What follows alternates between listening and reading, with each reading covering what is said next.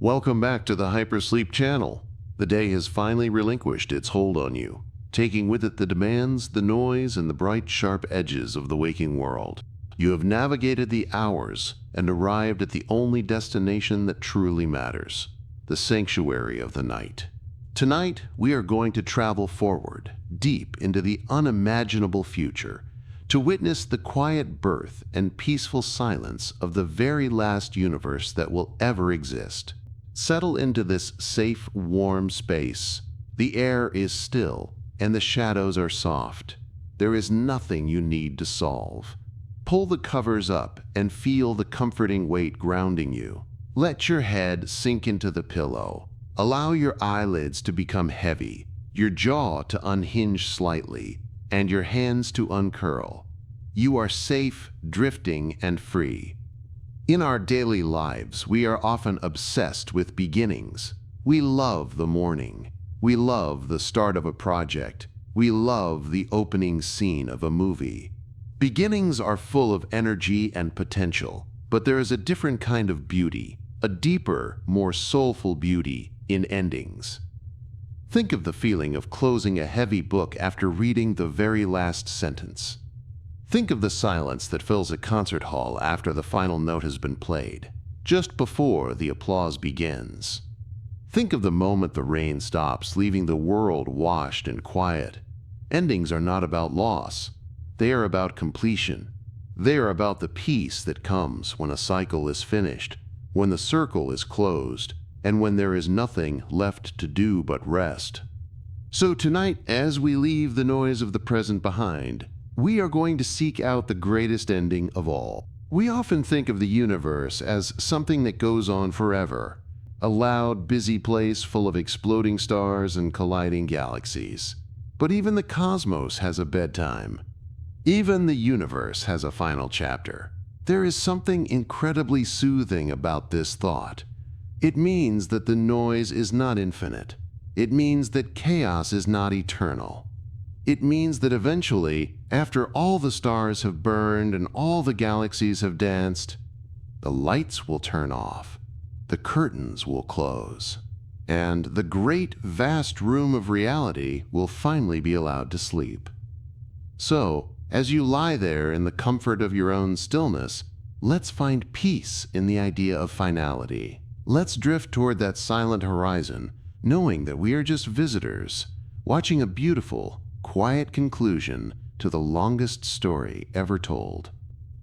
Before we officially initiate our launch sequence toward the deep future, let's take a brief, grounding moment to secure our connection to this quiet space. Think of this channel as a tether, a soft, glowing signal pulsing in the dark to guide you back to rest whenever you need it. If you wish to return for our next voyage into the unknown, I invite you to subscribe to this frequency now. It ensures you won't get lost in the static of the internet when we depart for another journey. If you know a fellow traveler, a close friend, or a loved one who also seeks refuge from the noise of the modern world, share this signal with them. We drift better when we drift together. And if you are ready to leave the heavy weight of the day behind you, gently press the like button to mark this journey as safe. Finally, as you settle deeper into your pillows, I invite you to log your status in the comments below. Tell us your hypersleep chamber number. Are you resting in chamber 42, drifting past a silent nebula? Or perhaps chamber 07, deep in the velvet void? Be as creative as you like. Let us know where you are resting tonight. And while you are there, let a soft question float through your mind. Do you find the idea of forever comforting, or does it feel overwhelming? Does the thought of endless time make you feel small in a peaceful way, held by something larger than yourself? Or is it too vast to hold? There is no right answer, only the gentle hum of your own imagination as we prepare to depart. Drifting from that thought of forever, let's gently turn our attention to the vast hidden machinery of the cosmos itself. When we dream of the multiverse, if we dare to dream of it at all, we often picture it as a fountain that never runs dry. We imagine an endless, bubbling spring of creation, where new universes are popping into existence constantly. one after another, in an infinite chain of being. We like to think of it as a factory that never closes, a workshop where the lights never go out, buzzing with the electric energy of perpetual motion. It feels safer to imagine that existence is a cycle that simply repeats over and over again, without pause. But modern cosmology offers us a different, quieter perspective. It suggests that even the multiverse, this grand, sprawling collection of all realities, might have a bedtime. To understand this, we have to let go of the image of the infinite factory and replace it with something more old-fashioned, something more rhythmic and finite.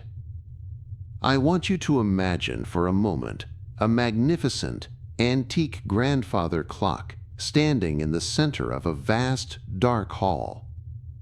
It is a clock taller than mountains, wider than galaxies. Its face is dim, glowing with the faint light of distant stars. For billions upon billions of eons, its pendulum has been swinging. Tick-tock, tick-tock. Slow, steady, hypnotic rhythm that echoes through the void. With every swing of that pendulum, a new universe is born. With every movement of the great brass gears, a new spray of stars is ignited in the darkness. The clock has been running for so long that we assume it will run forever. We assume the time will never run out. But a clock, no matter how grand, is powered by something. It is not magic. It is driven by heavy iron weights that slowly, imperceptibly descend on their chains. Or it is driven by a mainspring that slowly, over countless ages, uncoils. It runs on potential energy, and in the strict, honest language of physics, energy is never truly infinite. It gets used, it gets spent, it transforms from potential into reality. The energy that drives the creation of universes is called the inflaton field. Think of it as the battery of existence. For a long time it has been fully charged, buzzing with the power to create space and time. It is a high-energy field that stretches across the nothingness. But with every new bubble that forms, with every new reality that expands into being, a tiny fraction of that energy is spent. The battery drains, just a little. The weights on the clock lower, just a fraction of an inch. This means that the multiverse is not a cycle of eternal renewal. It is a process of slow, majestic winding down. There is a strange and heavy beauty in this realization. If the multiverse were truly infinite in both directions, past and future, it would feel chaotic. It would be a noise that never ends, a story that rambles on without a point. But knowing that it has a limit gives it a shape. It gives it a dignity. Imagine standing in that dark hall, listening to the great cosmic clock. You can hear that the rhythm is changing. It isn't stopping yet. Not for a very, very long time. But the swings of the pendulum are becoming heavier. The tick and the tock are spacing out. Tick-tock. The machinery is getting tired. The urgency of creation is fading. We are realizing that the universe-making machine is not perpetual. It is a finite event. It had a beginning, and somewhere in the deep, deep future, it has an expiration date. This is not a frightening thought. Instead, it feels like the end of a long, productive work week. It feels like the moment when the last task is finally finished, the tools are put away in their box, and the worker reaches up to turn off the shop lights to walk home in the quiet of the evening. The multiverse is working hard right now, building galaxy after galaxy, but it will not work forever. Eventually, it will earn its rest. The weights will touch the floor. The pendulum will come to center, and the hall will be silent. To better understand this winding down, to really visualize what it looks like when universes are born and how they drift in the dark, we need to change our metaphor. We need to move from the rigid mechanical ticking of a clock to something fluid, warm, and familiar. I want you to imagine a large, heavy pot of water sitting on a stove in a quiet kitchen. The flame underneath is steady and low. The water is thick with heat, shimmering as it gets ready to change state. This water represents the raw stuff of the early multiverse, a high-energy field that permeated everything in the very beginning. Scientists have a technical name for this, the false vacuum, but let's just call it the cosmic ocean. As you watch the water, you see it begin to simmer. In the center of the pot, a small bubble forms.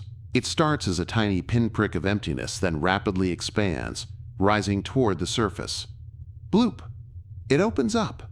Then, to the left, another bubble forms. Bloop! And another, near the edge. This is exactly how cosmologists believe eternal inflation works. The water, that high-energy space, is constantly expanding, stretching out faster than the speed of light. It is volatile and full of potential, but in random spots, due to the quirks of quantum mechanics, the energy suddenly drops. The water cools down and turns into steam. That bubble of steam, that is a universe. Inside that bubble, the inflation stops. The energy that was stretching space dumps itself into creating matter, protons, electrons, light, and heat. A big bang happens inside the bubble. To the creatures living inside it, that moment feels like the explosive beginning of everything. But outside, in the rest of the pot, the water keeps boiling, it keeps stretching, it keeps making more bubbles.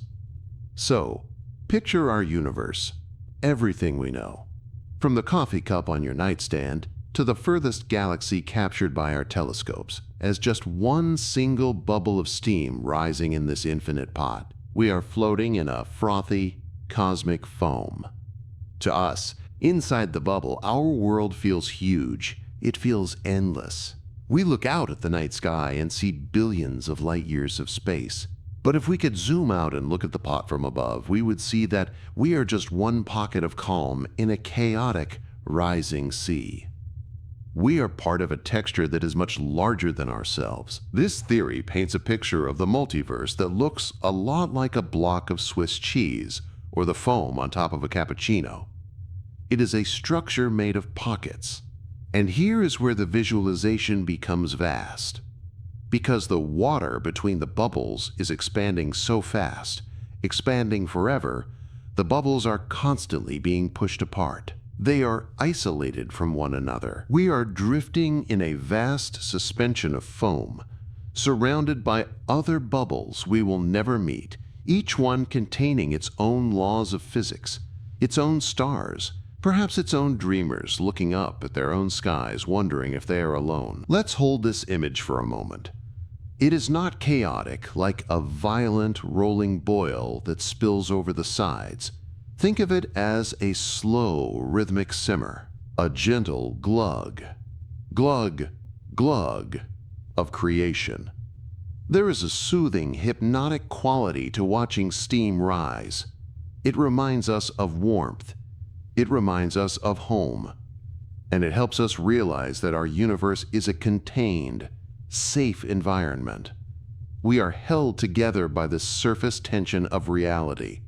We are not exposed to the raw energy of the multiverse outside. We are tucked away in our little sphere of low energy, our little pocket of steam, protected by the walls of our bubble. We are just one breath of creation in a vast rising cloud. But as we learned in the last chapter, the stove will not stay on forever. The heat is finite. The water level is dropping. And just like a pot of water eventually boils away or cools down when the fire dies, this cosmic ocean is changing. The bubbles are still rising for now, but the simmer is quieting. The froth is settling, and soon we will see what happens when the bubbles stop forming altogether. And now, imagine that someone has gently reached out and turned the dial on that cosmic stove all the way down. The heat source is gone. The energy that drove the boiling is fading. This doesn't mean the movement stops instantly. The water is still hot. The momentum of creation is still pushing forward. But slowly, inevitably, the rhythm begins to change. In the language of physics, we say that the false vacuum is decaying. The high-energy field that creates universes is being used up, turning into the low-energy stability of real universes. The water is turning into steam, but there is no fresh water being added to the pot. The fuel is running low. To really hear what this sounds like, to feel the rhythm of this ending, let's shift our image slightly. I want you to think of the sound of making popcorn. It is a simple, familiar sound, but it captures the physics of the multiverse perfectly. Think of a bag of popcorn in the microwave. At the very height of the process, when the heat is high, the popping is constant. It is a chaotic, frantic static of creation. Pop, pop, pop, pop. Universes are being born so fast that they are almost on top of one another. A crowded symphony of new realities pushing against the bag. This was the multiverse in its youth. Vibrant, loud, and full of potential. But as the minutes pass, the popping slows down. The heat has done most of its work. The kernels that were ready to burst have already burst. The intervals between the sounds grow longer. Pop, pop, pop. This is the state of the multiverse as the heat dies down. We are entering the era of the great slowing. The silence between the events becomes longer than the events themselves. The background noise of creation, which used to be a roar, fades into a whisper. We are no longer defined by the activity. We are defined by the pauses. This slowing down does not happen everywhere at once. The multiverse is too vast for a single, uniform end. Instead, it happens in patches. It is a fractal ending. Imagine looking out over a vast, sprawling city at night from a high vantage point. As the night gets deeper, the power begins to fail. Grid by grid, you see a cluster of lights flicker and go dark in the east. Then, a few moments later, a neighborhood in the west goes quiet. Then a district in the north fades away. Great regions of the cosmic ocean are settling down. In these quiet zones, the inflaton field has completely exhausted itself. It has done its work. It has turned all its potential energy into bubbles, and now it is dormant. In these vast stretches of the multiverse, no new universes will ever be born again. There is only the silent drift of the old ones, floating away from each other into the dark. This patchy ending is a strangely peaceful thing to visualize. It is not a sudden crash. It is a gradual, hushed wave of stillness moving across reality. The false vacuum, the active, bubbling potential, is shrinking. It used to look like a vast ocean with tiny islands of calm. Now it looks like tiny islands of activity in a vast ocean of calm. The map has flipped. The true vacuum, the state of rest, the state of nothingness, is eating up the chaos. The cosmic foam is cooling. The walls of the bubbles are thickening. The frantic energy of youth is giving way to the heavy, settled composure of age. There is a comfort in this settling. It reminds us of the feeling of a house at 3 a.m. The television is off. The conversations have ended. The appliances have stopped humming. The floorboards have settled. The only sound left is the wind outside. Everything that needed to happen today has happened. The multiverse is preparing to sleep. We are drifting through these long, silent gaps now. We are waiting longer and longer for the next universe to appear. The pauses are becoming the main event. We are floating in the quiet zones, the hinterlands of reality where the machinery has already stopped. And as we drift, listening to the silence stretch out for eons, we realize that we are approaching a singular, momentous occasion.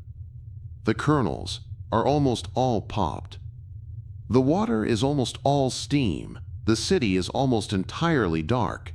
Somewhere, in a lonely corner of the fading field, the conditions are right for one final event. The heat is almost gone, but there is just enough left for one last miracle. We are about to witness the birth of the very last bubble.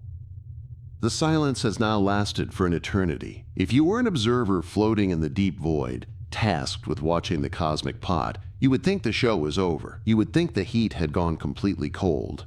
The vast darkness of the multiverse is quiet. The distant glimmers of other universes are drifting so far apart that they are invisible to one another.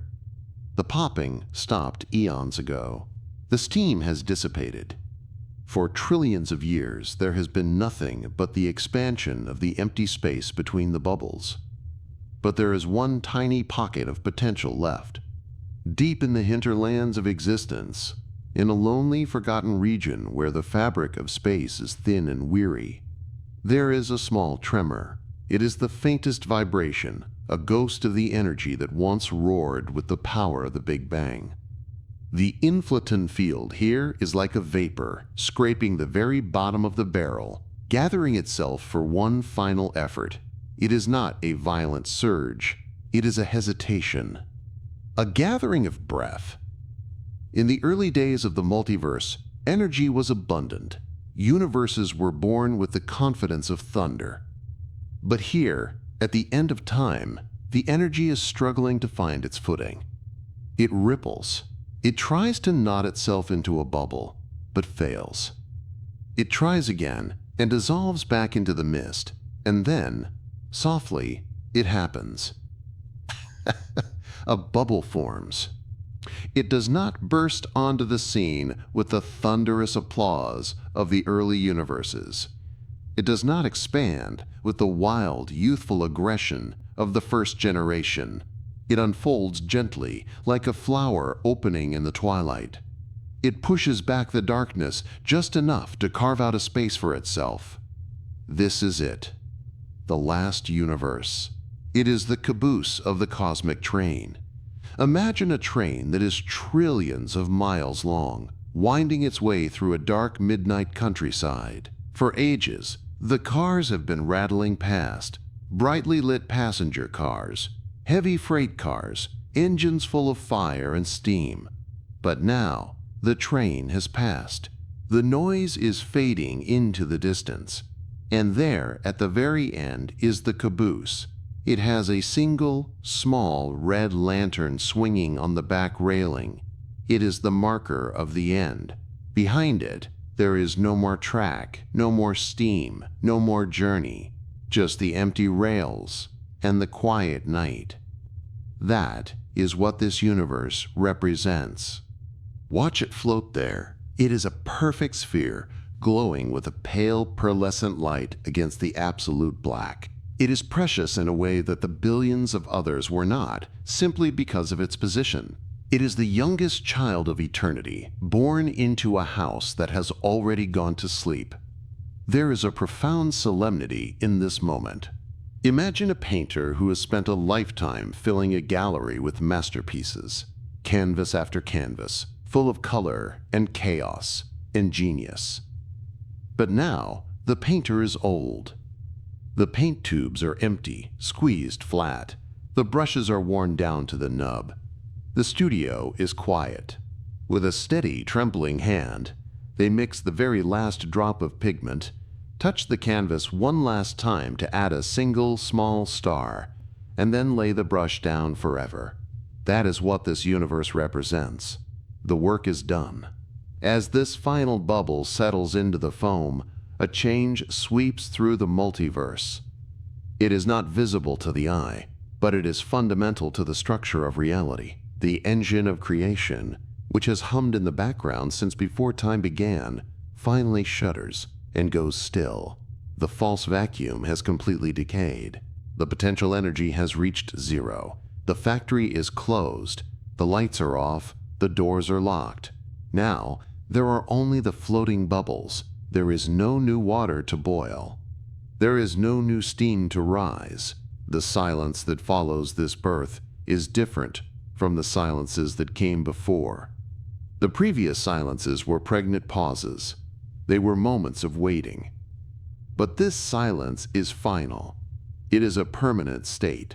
The last universe drifts away from the site of its birth, carrying its cargo of matter and light into the void. It is the final vessel, the last ark launched into the dark. It is a lonely little sphere, unaware that it is the closing bracket of a story that has lasted forever. And as we watch it go, shrinking into the distance, we can feel a sense of completion wash over us. The chaotic, bubbling era of creation is finished. The era of memory has begun. The noise is behind us. And ahead, there is only the peaceful, uninterrupted drift of the things that have already been made. How do we know this story? How can we possibly drift forward to the end of time and see the final bubble when we are stuck here on a small blue rock in the middle of our own timeline? How can we speak with such certainty about the machinery of creation when we have never stepped outside our own front door? We know it because of the dreamers. Let's take a step back from the edge of eternity and return, just for a moment, to the quiet, dusty offices of the 20th century. Let's visit the chalkboard-covered rooms where the idea of the multiverse was first whispered. It is late at night in these rooms. The rest of the world is asleep. The campus lights are dimmed, but a few minds are awake, staring at equations that don't quite make sense, trying to solve the riddle of why we are here. In the winter of 1979, a young physicist named Alan Guth was working late. He was wrestling with a problem that had bothered scientists for years. Why does the universe look so smooth? Why is the temperature of the cosmos the same in every direction we look? It didn't make sense, unless something strange happened in the very first fraction of a second. And in the quiet of that night, while the snow perhaps fell outside his window, he had a thought. He wrote it down in his notebook, circling it with a kind of quiet excitement. He called it a spectacular realization. He realized that in the very first moment of existence, the universe didn't just expand. It inflated. It blew up like a balloon, expanding faster than the speed of light, smoothing out all the wrinkles, stretching a subatomic speck into a magnificent cosmos. It was a beautiful idea. It explained the smoothness. It explained the size. But the story didn't end there. The door had been cracked open, and another dreamer walked through it. A few years later, a physicist named Andrei Linde looked at this idea and saw something even grander. He looked at the math and realized that if inflation happened once, there was no reason for it to stop. He realized that the mechanism that blew up our universe shouldn't be a one-time event. It should be chaotic. It should be eternal. He was the one who gave us the image of the bubbles.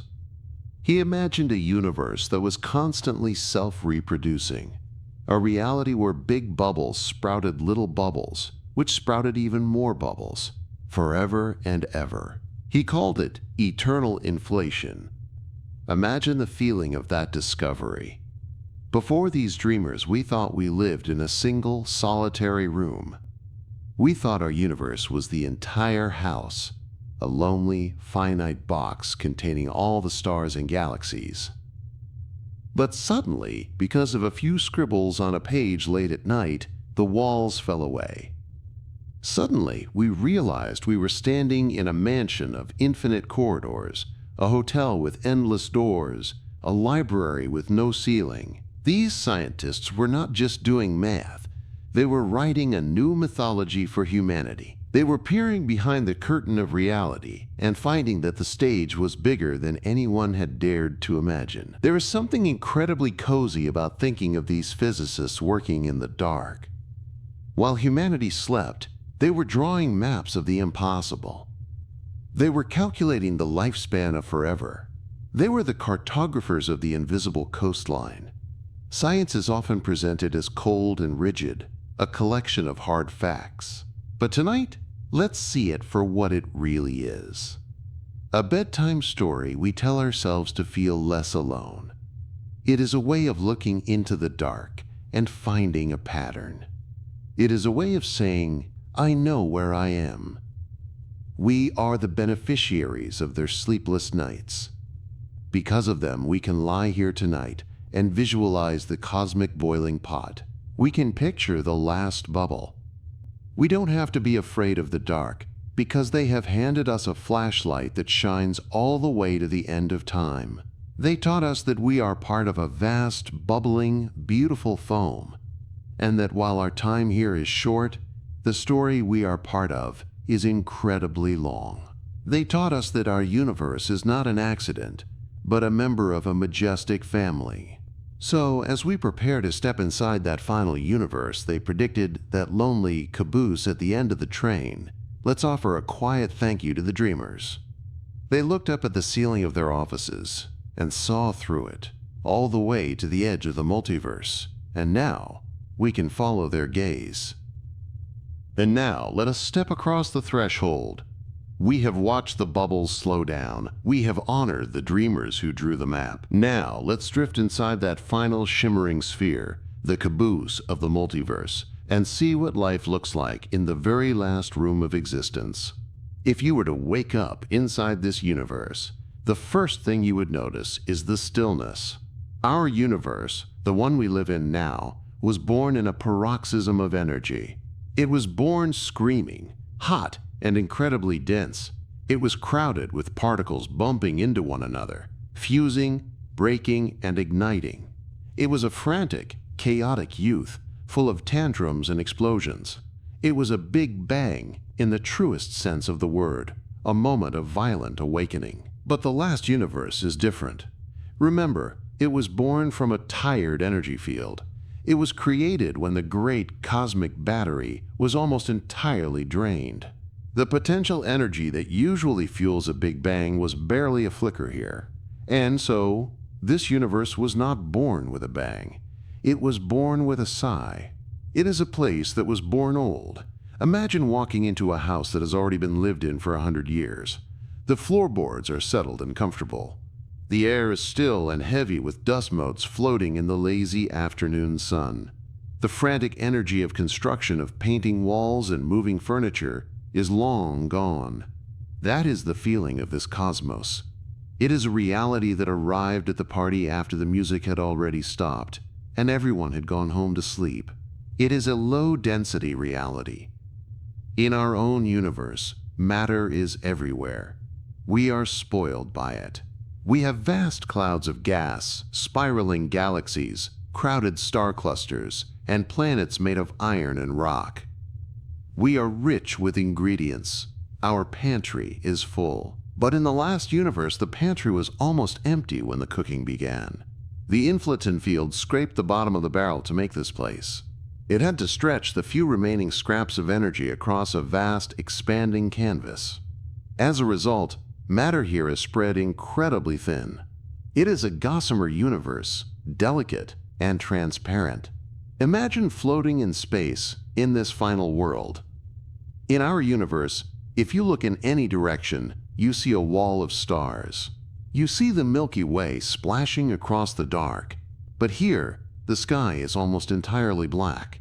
You might have to travel for millions of light years just to find a single hydrogen atom. You might have to travel for billions more to find a friend for it to bond with. It is a universe of profound isolation. But do not mistake this isolation for loneliness. In the sleep logic of this place, the emptiness feels like luxury. It feels like having a vast, private estate all to yourself. There is no crowding. There is no traffic. There is no noise. There is only room, infinite room to breathe. It is an uncluttered house where the mind can completely rest. Because there is so little matter, gravity here is a weak and gentle ghost. In our world, gravity is a demanding taskmaster. It crushes stars into black holes. It slams galaxies together. It pulls tides relentlessly against the shores. It forces things to condense, to heat up, to work. But in the last universe, gravity has almost nothing to hold on to. It cannot form the violent whirlpools we are used to. It cannot crunch matter into tight, hot balls. Instead, things drift. Nebulas here don't collapse quickly into star-forming regions. They hang in the void like unraveling ribbons of smoke, lazily stretching out over eons. They are like clouds that never rain, simply floating across the horizon forever.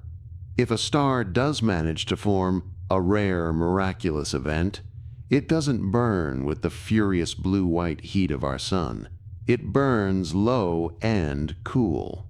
It is a dim, red ember, hoarding its fuel, glowing softly in the dark like a nightlight that knows the night will be long.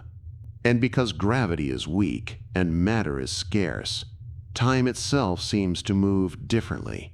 We are used to a universe where things happen fast. Seconds matter. Minutes count. We measure our lives in heartbeats and rotations. But in a universe born old, the clock has no second hand. It may not even have an hour hand. Time is measured by events. It is measured by change. But in a place where change is so rare, time stretches out like taffy. A moment here might last for 1,000,000 years.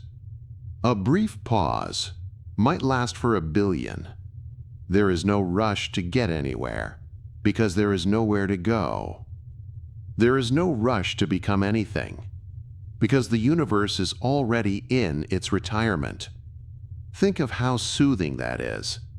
We spend so much of our lives running. We feel the pressure of the clock ticking, the pressure to achieve, to build, to do.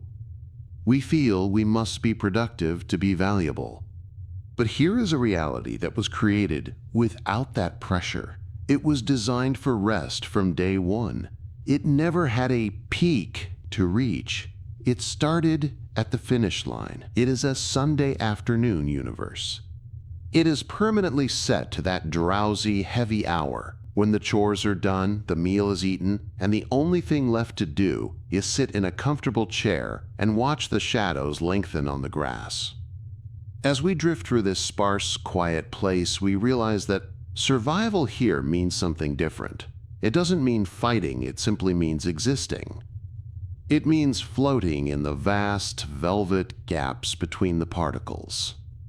The last universe doesn't demand anything of its inhabitants. It doesn't ask them to fuse or react or accelerate. It simply asks them to be. It is a sanctuary of slowness, a monument to the idea that it is okay to be tired.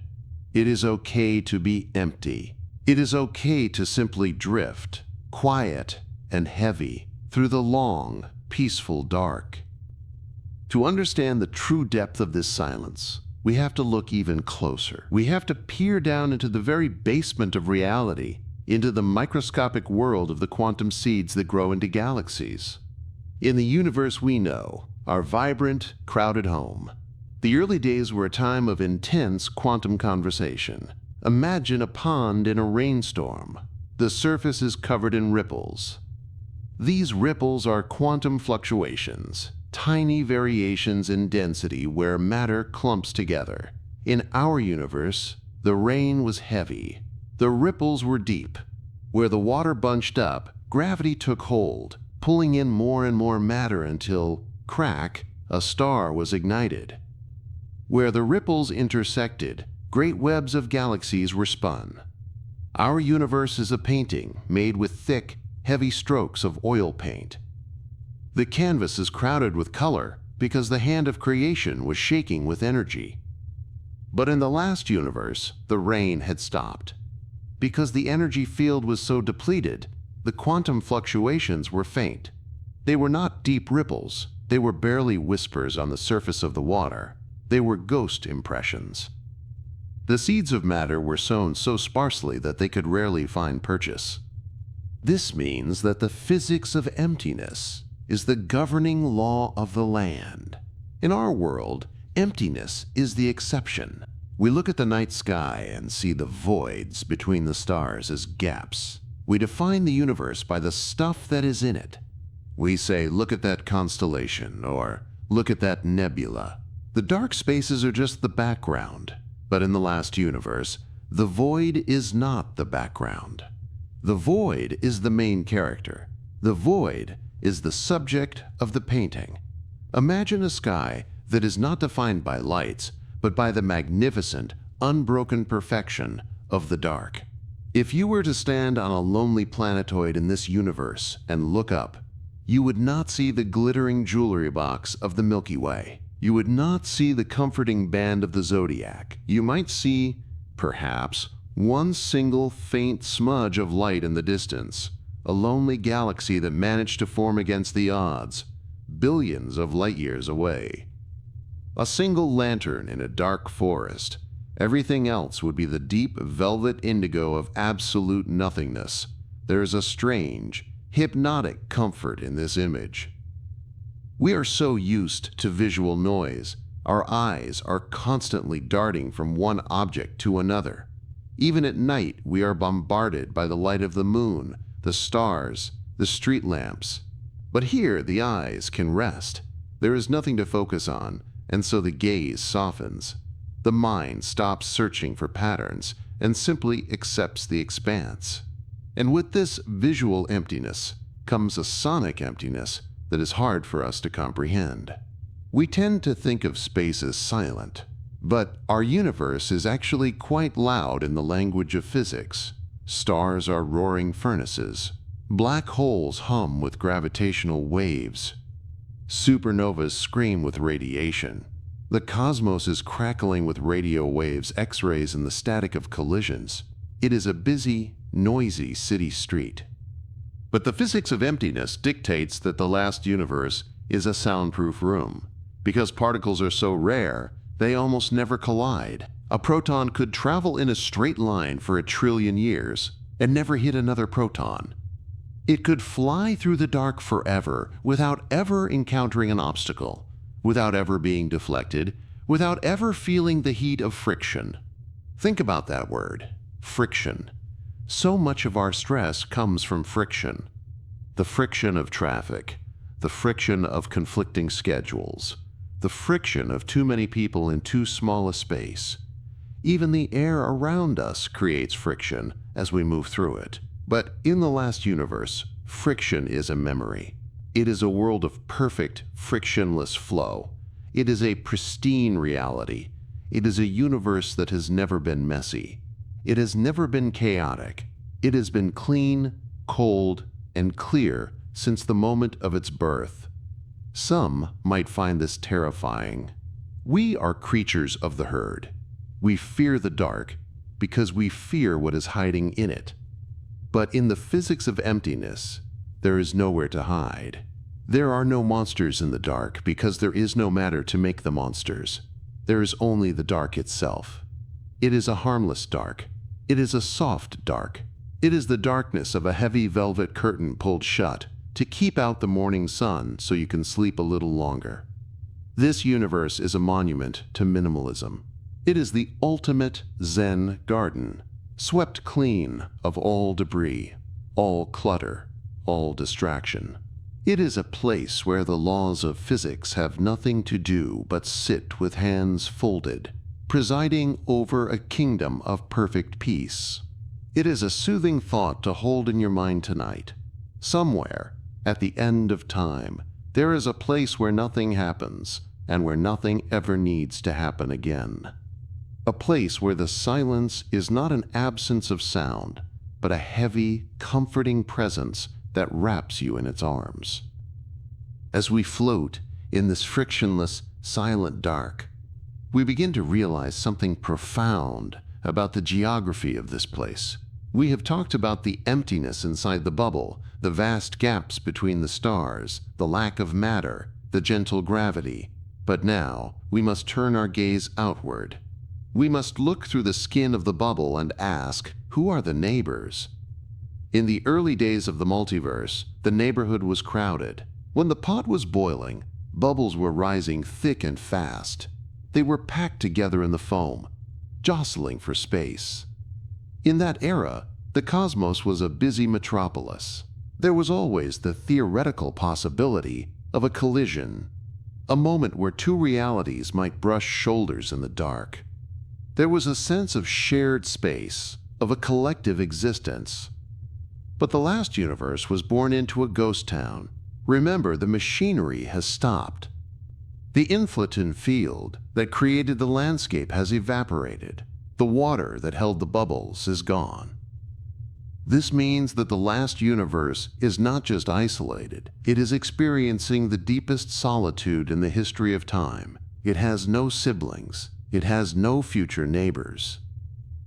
It is the only house left standing on a plane that stretches out for infinity. Any other universes that were created before it, its older brothers and sisters, have been carried away by the relentless expansion of the void. They have drifted so far into the deep dark that they have crossed the cosmic horizon. They are gone. They are causally disconnected. It is as if they never existed at all. This universe is truly, utterly alone. Now, in our human lives, we are wired to find loneliness sad. We are social creatures. We look for connection. We look for the lights of other houses on the hill. But tonight, I want you to try on a different emotion. I want you to feel the deepest solitude, not as a tragedy, but as a triumph. Think of it as sovereign solitude. Imagine a king or a queen who rules over a kingdom so vast that there are no borders. Because there is no one else to share the map with, there are no armies at the gates. There are no diplomats to negotiate with. There is no threat of invasion. There is simply the absolute, unchallenged ownership of peace. This isolation is the ultimate safety feature. In a crowded multiverse, there is always the faint, nagging worry of the outside. What if another bubble hits us? What if the space between us collapses? But for the last universe, those questions are meaningless. It is surrounded by a moat of nothingness that is getting wider every second. The space outside the bubble is the true vacuum, a dead, static state of absolute zero potential. It is a buffer zone that is light years thick, shielding this final reality from anything and everything. It is a quarantine of calm. There is a tremendous dignity in this position. The last universe has nothing to prove, it has no one to compete with. It doesn't have to worry about being bigger or brighter or louder than the universe next door, because there is no universe next door. It can simply unfold at its own pace. It is the sole inheritor of the void. Imagine standing on the domain wall, the edge of this universe, and looking out. In our universe, if you could look out, you might theoretically see the shimmering foam of the multiverse. But here, you look out and see nothing. Not blackness, nothingness. A lack of space, a lack of time, a lack of potential. It is a view of pure, unadulterated rest. It is the view of a blank page that will never be written on. And because there is no outside to worry about, the universe can turn all its attention inward. It can focus entirely on its own slow, gentle decline. It is like a monk meditating in a cave at the top of the highest mountain in the world. The silence outside reinforces the silence inside. This deepest solitude is a form of immunity. Nothing can hurt you when nothing else exists. The last universe is the safest place in all of reality, because it is the only place left. So let this feeling of sovereign isolation wrap around you like a heavy cloak. You are not lonely. You are exclusive. You are not abandoned. You are independent. You are floating in a reality that is perfectly complete unto itself, needing nothing from the outside, protected by the infinite distance of the dead multiverse. It is a solitude so deep, so perfect, and so permanent that it feels like the warmest embrace of all. So, we have drifted to the end of time, and we have floated in the solitude of the final bubble. But now, let's gently pull our consciousness back from the brink. Let's return to the present moment, to the era of stars and humans, and ask ourselves a simple question. How can we possibly see so far ahead? How can we know the story of the bubbles if we are trapped inside one? The answer lies in the faint, ancient whispers that are passing through your room right now. We are not just dreamers, we are detectives. and the universe, in its vast kindness, has left us clues. It has left us a fossil record of its own birth, etched into the sky itself. We call this record the cosmic microwave background, or the CMB. I want you to imagine the oldest light in existence. It is not the light from a star or a galaxy or a fire. It is the afterglow of the Big Bang itself. It is the fading heat of the original creation event, cooled down over 13 billion years until it is just a faint microwave hum.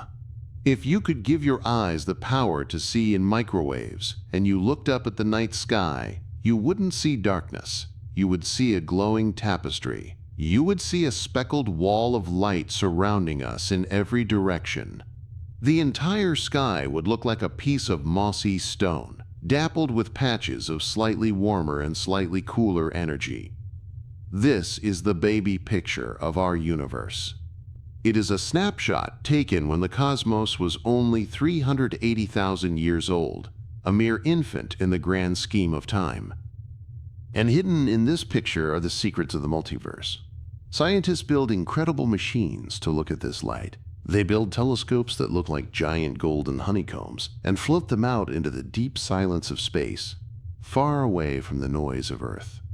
They build listening stations in the frozen deserts of Antarctica, where the air is dry and clear. And they listen. They are listening for a specific kind of signal. They are looking for gravitational waves, ripples in the very fabric of space-time.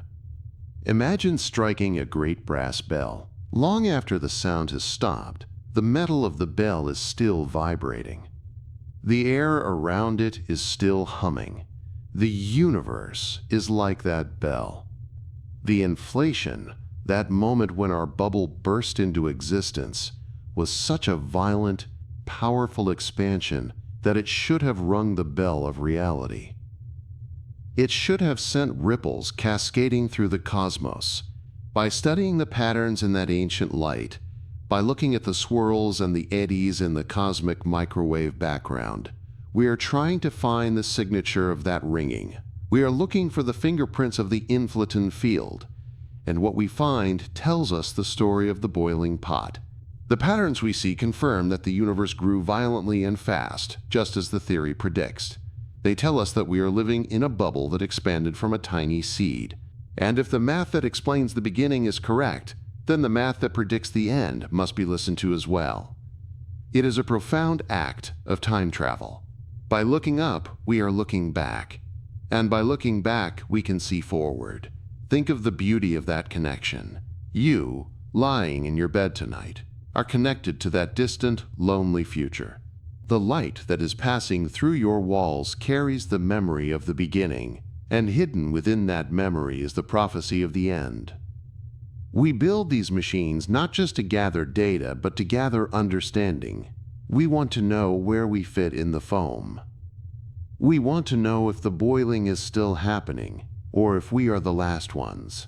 And the signals are telling us we are part of a grand, fading process. We are the watchers on the wall, using our glass lenses and our metal dishes to catch the last whispers of the creation story. We are listening to the echo of the engine that will one day stop. So when you see the static on an old television screen, or hear the hiss between radio stations, remember that a tiny fraction of that noise is the cosmic microwave background. It is the universe humming to itself. It is the sound of the pot boiling. And it is the faint, comforting promise that while the story is long, it is not endless. We are listening to the song of time itself. Let's step away from the telescopes now. Let's leave the cold, hard data of the cosmic microwave background behind and drift back into the warm, soft space of our own minds. Because while the science of the last universe is fascinating, the feeling of it is something even more profound. It offers us a quiet medicine for the modern soul. In our lives, we are constantly bombarded with the message that we must be first. We are told to be the early bird. We are told to be the pioneer, the leader, the innovator. We celebrate the gold medalists, the valedictorians, the ones who break the ribbon at the finish line. There is a relentless, low-level anxiety that hums in the background of our days.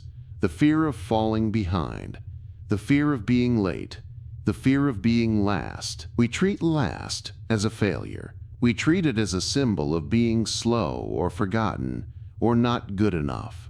But the last universe turns this idea completely upside down. Think about the dignity of this final bubble. It arrives after the chaos has ended. It arrives after the noise has died down. It doesn't have to fight for space in the boiling pot. It doesn't have to compete with a billion other energetic, screaming neighbors. It simply floats into existence in the quiet, spacious dark. It has absolutely nothing to prove. There is a tremendous peace in being the closer. Imagine the feeling of being the last guest to leave a wonderful dinner party. The frantic energy of the conversation is over. The other guests have gone. The room is quiet, perhaps just the clinking of a few dishes being cleared away. You are sitting in the comfortable chair, savoring the warmth of the room, the memory of the laughter, and the stillness of the hour. You aren't rushing to the next thing. You are simply resting in the conclusion of the event. That is the spirit of the last universe. It is a reality that has nowhere to rush to. In the early multiverse, everything was accelerating. Everything was expanding, colliding, changing. It was a rat race of cosmic proportions.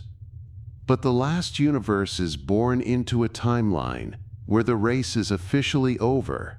The stadium is empty. The track is silent. It can take its time. It can take 1 trillion years to form a single star, and nobody will care. It can let a galaxy drift lazily for an eon without checking a clock. It is liberated from the burden of speed. There is a lesson here for us as we lie in bed tonight. We often feel like we are running a race that never ends. We lie awake worrying about tomorrow's to-do list, worrying about catching up. But tonight, I want you to embody the spirit of the last universe. Be the last one.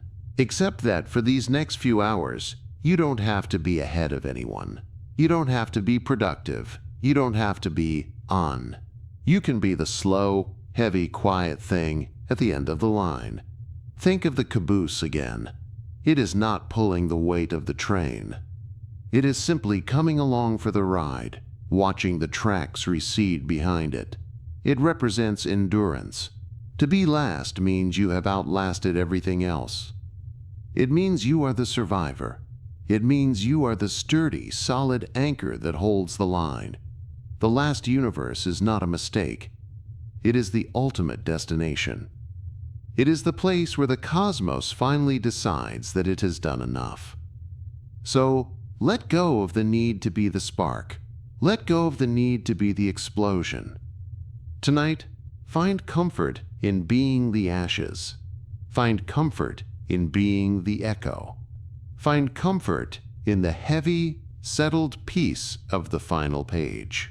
You are safe here, at the end of the line, where there is no one chasing you and nowhere else you need to be. The pressure is off.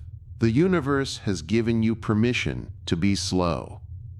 Now, let's look at the timeline of this final world. Let's look at the incredible, stretching span of its existence. We often assume that a weak universe, one born with little energy and little matter, would be frail. We assume it would flicker out quickly, like a match struck in the wind. But the physics of the cosmos offers us a delightful paradox. The brighter you burn, the faster you die. Our universe is a bonfire.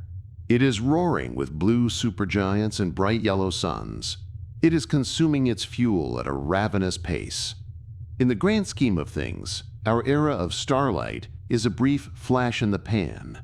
We are the live fast, die young generation of the multiverse. But the last universe is the ultimate tortoise. Because it is born cold and because it is born sparse, it has an incredibly slow metabolism. It hoards its energy like a miser. It does not spend itself in flashy explosions. It sips at existence. Consider the stars of this final realm. We mentioned before that they are rare, lonely red embers drifting in the dark. These are red dwarfs, the smallest and most efficient stars in nature. While a star like our Sun might burn for 10 billion years, a red dwarf in the low-density future can burn for trillions of years. Think about that scale. Trillions. This universe will hold onto its light for a duration that makes the entire history of our reality look like a single tick of a clock. It is built for endurance. It is built for a life beyond measure. Let's visualize the slow, majestic aging of this place.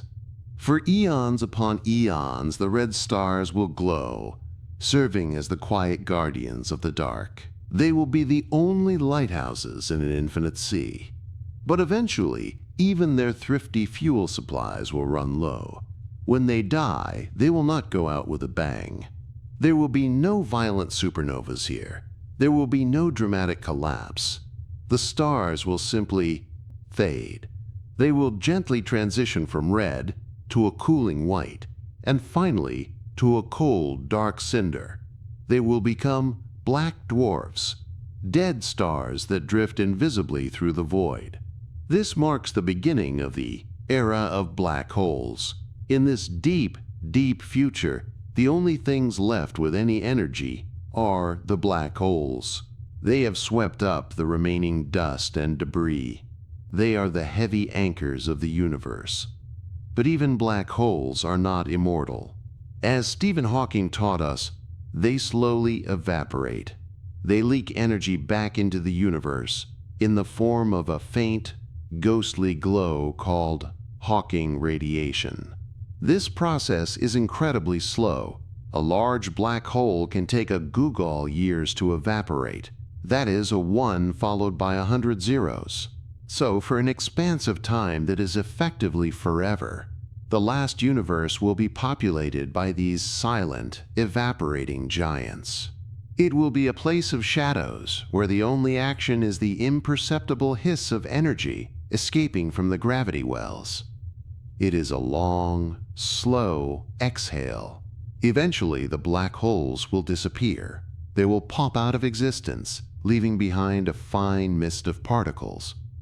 And then we enter the final phase, the heat death. This sounds ominous, but in the context of sleep, it is the most peaceful concept imaginable. Heat death simply means that everything has reached the same temperature. Everything has settled. There is no more flow of energy. There is no more change. Imagine a lake that has been rippled by wind and rain for 1,000 years. Finally, the wind stops. The rain ceases. The ripples spread out and bounce off the shores, getting smaller and smaller, until the surface is perfectly, absolutely glass. That is heat death. The universe becomes a sea of photons, particles of light, that are stretching out as space expands. They are cooling down, shifting towards the red end of the spectrum, becoming lower and lower energy until they are barely distinguishable from the nothingness around them. It is the longest chapter of reality. It is a vigil that lasts for an eternity. This final universe serves as the memory keeper of the multiverse. While all the other bubbles have long since popped or frozen, this one holds on. It keeps the candle lit. Just a tiny, flickering flame for an amount of time that defies mathematics. There is a profound sadness in this, yes, but also a profound beauty. It reminds us of the elderly watchman who stays at his post long after the city has gone to sleep. It reminds us of the last embers in the fireplace that glow through the night, keeping the room warm until the dawn, even if, in this case, there is no dawn to come. The last universe does not rush into the night. It walks slowly, with dignity, carrying the burden of existence for as long as it possibly can, before finally, gently, allowing itself to dissolve into the dark. And then After the last black hole has evaporated, after the last photon has stretched into a radio wave so long it spans the cosmos, after the last flicker of heat has dissipated into the cold, what happens next? We have reached the moment that the human mind struggles with the most. We have reached the true end. Not just the end of the last universe, but the end of the multiverse itself. Remember the boiling pot we imagined earlier? For a long time, even as the water cooled, there was still some steam rising. There were still little pockets of activity. But now, the water is gone. The pot is dry. The stove is cold. The kitchen is dark. This is the era of the Great Silence. In this final state, the cosmos enters a condition known as the true vacuum. It is a state of minimum potential energy. The battery is not just low, it is dead. It is at 0%. There is no more inflaton field to drive expansion. There is no more gravity to pull things together. There is no more heat to make things move. The cosmos has become a vast, flat, frozen plain of nothingness. It is difficult to visualize nothing, because even when we close our eyes, we see the blackness of our eyelids. We see a color. But this state is beyond color. It is beyond darkness. It is the absence of the medium itself. Think of a theater stage after a play has ended. First, the actors leave. Then, the scenery is taken down. Then, the lights are turned off. That is the heat death we described in the last chapter. But now, imagine that the theater itself is dismantled. The walls are taken down. The floor is removed. The air is sucked out. There is no space left for a performance to happen. This brings us to a profound realization about time. Time is not a thing that exists on its own. Time is a measurement of change. We know that time passes because the sun moves across the sky, or because a heart beats, or because an atom vibrates. Time needs a before and an after. But in the Great Silence, nothing changes. The particles are frozen in place, separated by infinite distances. There is no event to mark the passage of a second. There is no tick to follow a talk. And so, in this final era, time itself stops. The clock doesn't just wind down, it dissolves. The concept of forever ceases to have meaning because there is no one there to wait through it. It is a single, frozen instant of eternity. To us, clinging to our busy lives, this might sound terrifying. We fear the end of the story. But I want you to look at this great silence through the lens of ultimate peace. Think of how hard the universe has worked. For trillions upon trillions of years, it has been exploding, collapsing, churning, burning, and expanding. It has been a frantic, noisy project. It has carried the weight of infinite galaxies. The Great Silence is the reward for all that labor. It is the moment when the universe is finally allowed to put down its burden. It is the moment when the laws of physics can finally rest. There are no more equations to solve. There are no more forces to balance. The work is finished. The project is complete. In this state, no new bubbles can ever form. The false vacuum is gone, so there is no possibility of a new Big Bang. There is no cycle of rebirth. This is not a winter that will be followed by a spring. This is the final, permanent resolution of the chord. It is the ultimate rest. It is a sleep from which the cosmos never wakes, because it never needs to wake again. It has done everything it was ever meant to do. So as you lie in the quiet of your room, let yourself feel the profound comfort of this absolute finality. There is a beauty in things that are finished. There is a dignity in a story that has a definitive the end. It means that the universe is not a chaotic, endless mess. It is a complete, perfect work of art. And now, at the very end of the line, it is simply done. Now, let's take all of these vast cosmic ideas, the end of time, the evaporation of black holes, the silence of the multiverse, and bring them down to a scale we can hold in our hands. Let's turn the science into a simple, quiet meditation for the night. I want you to visualize a room. It is a large, beautiful room, perhaps an old stone hall with high ceilings, or perhaps a cozy library lined with books. It is night. The corners of the room are lost in shadow. In the very center of the room, sitting on a simple wooden table, is a single candle. See it clearly in your mind's eye. It is a thick pillar of white wax. It has been burning for a long time. The wax has pooled around the base, soft and warm. The flame is small, a perfect teardrop of golden light, with a tiny heart of blue at the very center. This flame is the last universe. It is the final spark of activity in a dark house. Watch the flame. See how it stands tall and steady in the still air. It casts a warm, amber halo on the table. It pushes the darkness back just a few feet. Within that circle of light, everything is clear and warm. Outside that circle, the shadows are waiting, but the candle is getting low. The wick is becoming long and curved. The pool of wax is running dry. As you watch, the flame begins to flicker. It dances a little, dipping and rising. It is not fighting the end. It is simply using the last drops of its fuel. It is saying its final words.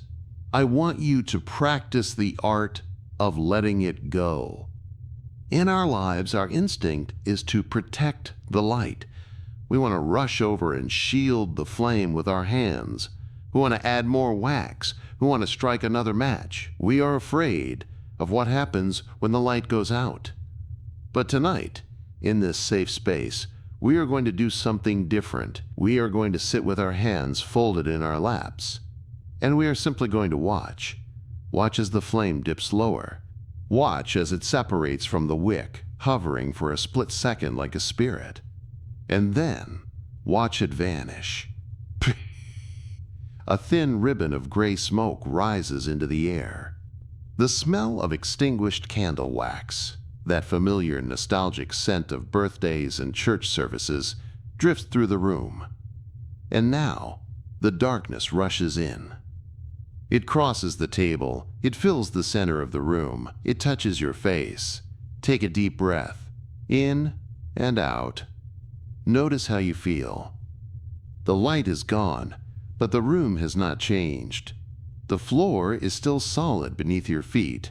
The walls are still standing. You are still safe. The only difference is that now you don't have to focus on the flame. Your eyes don't have to work anymore. The darkness is not a predator. It is a blanket. It is a soft, heavy quilt that has been pulled up over the world to keep it warm. This exercise is a rehearsal for the end of the universe, but it is also a rehearsal for sleep. Every night, we perform a tiny version of the apocalypse. We turn off the lights. We let the world fade away. We accept that the day is finished. There is a beauty in a story that is fully finished. A candle that burns forever would lose its meaning. It is the fact that it ends that makes the light precious. And it is the fact that it ends that allows the darkness to bring us rest. So sit in that imaginary dark for a moment longer. Feel the peace of it. The show is over. The performance is done. The candle has done its job perfectly, and now it has earned the right to go out. And now, with the memory of that extinguished candle in our minds, let us open the eyes of our imagination one last time and look around at where we actually are. We have spent our journey tonight traveling to the very end of the line. We have visited the cold, quiet retirement home of the cosmos. But the beautiful, startling truth is that we do not live there. We are the early ones. We are living in the vibrant, raucous, beautiful youth of the multiverse. If the history of existence were a 24-hour day and the last universe appears at midnight, we are currently living in the first fraction of a second after sunrise. The dew is still on the grass. The birds are just starting to sing. The day has barely begun. Astronomers call our current time the stelliferous era, the era of stars. It is a time of incredible activity and richness. We are lucky enough to be alive when the universe is still busy building things. Think of the difference between our sky and the sky of the last universe. They will look up into a void of almost total blackness, searching for a single dim ember. But when we look up, we are greeted by a kaleidoscope. We see the Milky Way, splashing its gold and silver river across the dark. We see nebulas blooming like pink and violet flowers. We see supernovas acting as flashbulbs in the night. We see galaxies colliding and dancing. We are living in the golden age of light. We are also living in the only time when it is possible to see the neighbors. Because the space between galaxies is expanding, billions of years from now, other galaxies will be pushed so far away that their light will never reach us. Future civilizations might look up and think they are alone in a static dark. They will never know the universe is expanding. They will never know about the Big Bang. But we know. We have the best seat in the house. We have the privilege of seeing the machinery at work.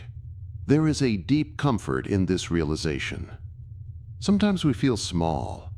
We feel like we are just dust in the wind, but we are dust that has been granted a front row ticket to the greatest show in reality. We are the witnesses to the fire. We are the ones who get to see the universe when it is awake. So as you drift towards sleep, hold on to this feeling of preciousness. You are not arriving at the end of the party.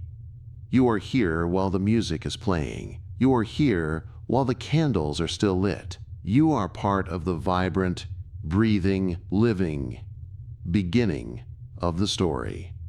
And that is a wonderful place to be. Let the story of the last universe go.